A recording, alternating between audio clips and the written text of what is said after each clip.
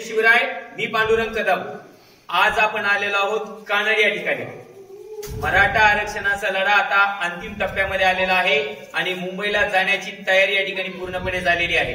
तर कानडी या गावामधून जाणारी टीम सकाळी 9 वाजता 20 तारखेला आंतरवाली सराटीवरून मुंबईला जाण्यासाठी या ठिकाणी कानड येथील टीम तयार झालेली आहे। तर आमचे एक 80 वर्षाचे आजोबा आहेत। काय नाव आहे आजोबा तुमचं? सोपानराव डोंबे। या ठिकाणी आमचे 80 वर्षाचे आजोबा या ठिकाणी मुंबईला जाण्यासाठी या ठिकाणी सज्ज झालेले आहेत। बाबा, कधी जायचं आपल्याला मुंबईला? किती वाजता?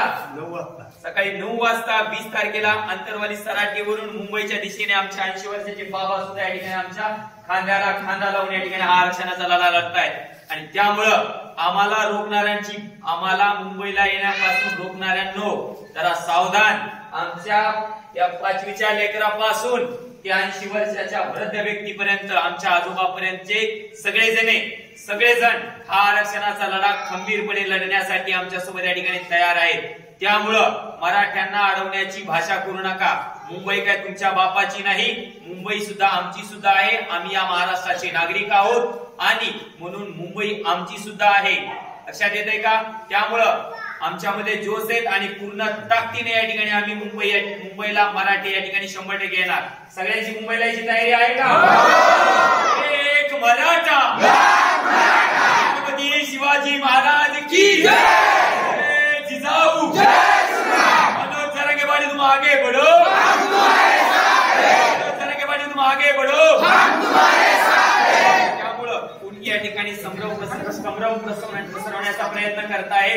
कोणी म्हणताय की मुंबईला येण्याची गरज नाही, परंतु मनोज जरांगे पाटील आम्हाला जी दिशा सांगतील तीच दिशा आम्हाला मान्य आहे। मनोज जरांगे पाटील यांचं नेतृत्व महाराष्ट्रातील सर्व मराठ्यांनी या ठिकाणी मान्य केलेलं आहे। त्यामुळं मनोज जरांगे पाटील आम्हाला ज्या पद्धतीचं मार्गदर्शन करतील त्याच पद्धतीने आम्ही या ठिकाणी वागणार आहोत। आणि मनोज जरांगे पाटील यांनी आम्हाला सांगितलेलं आहे की 20 तारखेला आंतरवाली सराटीवरून मुंबईच्या दिशेने या ठिकाणी पायी निघायचं आहे। त्यामुळं आम्ही निर्धार पक्का केला आहे। आम्ही गावोगावी जाऊन या संदर्भात जनजागृती करत आहोत आणि आमचे या ठिकाणी या गावचे बांधव ऑलरेडी तयार आहेत आणि 20 तारखेला ते आंतरवाली सराटीवरून मुंबईच्या दिशेने 100% निघणार आहेत। ही एका गावची परिस्थिती नाही, तर प्रत्येक गावामधल्या या ठिकाणी परिस्थिती आहे। आमचे सगळे बांधव 80 वर्षाच्या आमच्या आजोबापर्यंतचे बांधव आमच्या सोबत या ठिकाणी आरक्षणाच्या लढ्यामध्ये सहभागी आहेत।